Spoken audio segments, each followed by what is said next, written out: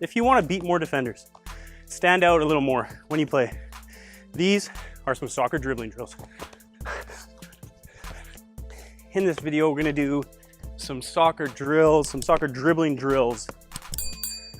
And I'm just gonna kind of freestyle this, show you a bunch of different drills that you can use to improve your skills. First one that we would do, and you've seen this before, it's these footwork drills.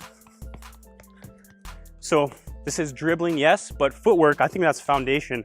These little touches help you when you're doing more match realistic touches. So start with the little stuff, the taps. I like these touches. These are some of the basics that I always do. The croqueta touch, like an Iniesta touch. The cuts.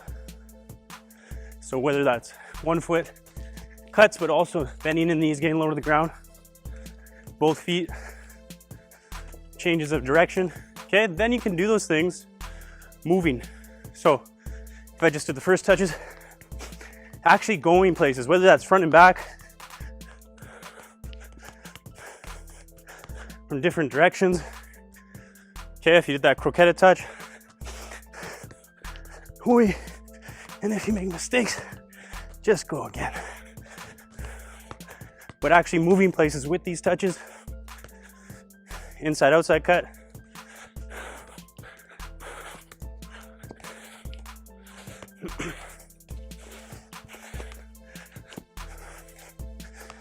so those would be the first footwork drills that I would recommend. Moving into dribbling, actually with the head up, but changes of direction.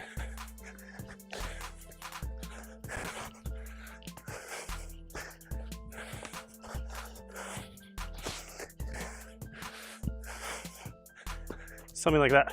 So when you're changing direction, yes, you're focusing on the quality of the touch, but you're also focusing on the quality of the movement, the body control. Okay, so when I make that touch, my upper body can't be here if I want to move, change direction efficiently. I want it to be down here. Because even if I have a bad touch, I'm on top of the ball, I can react quickly. If you're cutting, you're changing direction up here, slow, and if you do get a little bit of contact from a defender, he's gonna push you off the ball. So whenever you're changing direction, think about the sharpness of your touch, yes, but sharpness of your body movement as well. Next, you could do some 1v1 dribbling skills. So let's bring this guy out. Practicing attacking a defender. So first one might be something like that. These are all skills you've seen me do 100 times, but I like efficient skills that actually work.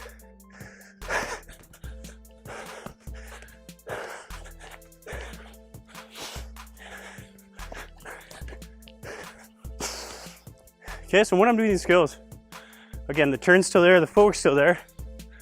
Now we're incorporating attacking someone. The timing of the move is extremely important. If I make my move too late, he's gonna tackle me. If I make it too early, he's still gonna be in front of me.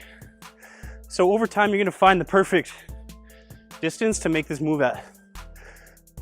But somewhere in here, I wanna force him to bite. Force him to lunge for the ball, or force him to shift his body control or his body positioning in one direction. If I want this space, I wanna push him that space. And if I want that space, I want to push him this space. Okay, so when you're practicing this, skills are great, but let's make it match realistic. Because if you practice slow, you play slow. Yeah, it's good practicing my skills, but if I make my move and accelerate at that pace, I'm gonna get tackled every time. So when you make your move, quick change of direction. Really focus on, after I make my move, this step here, boom, try to get away from him a little bit. Because what's gonna happen, if you're too slow, I might shift him I might force him to go that way, but because I don't get away quickly, now I have to beat him again. Now I have to beat him again and again. And I might have good skill and I might beat him 5 times, but I haven't gone anywhere with the ball. So focus after you make that move, get away. Good. So I'm not big for cones, but if you like using cones, let's do a few cone drills. And now we'll breathe and recover in between. Talking and playing at the same time.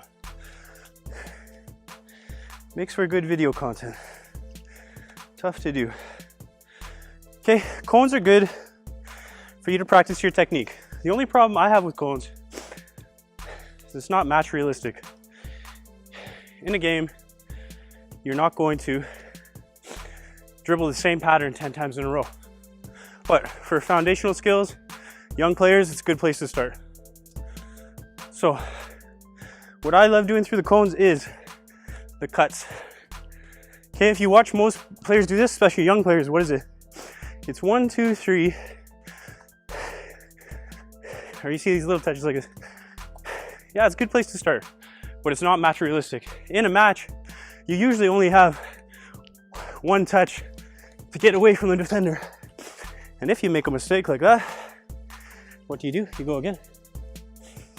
If you're not making mistakes, that means the intensity of your training is not high enough. So you're not playing quickly enough, or you're not forcing yourself to dribble when you're tired.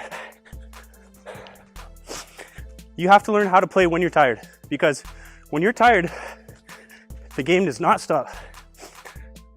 Okay, so cones I think are really good for cuts, but is it match realistic? The last drill I'm gonna show you today, dribbling drill, is what I call like a freestyle dribble. So you can do this with cones. I like to do this with balls because they're a little bigger, a little more of an obstacle to get around. But I might just set up some balls like this and then freestyle dribble. Don't stop the ball. Don't stop moving. When you get tired, keep going. If you make a mistake, recover quickly, in and out.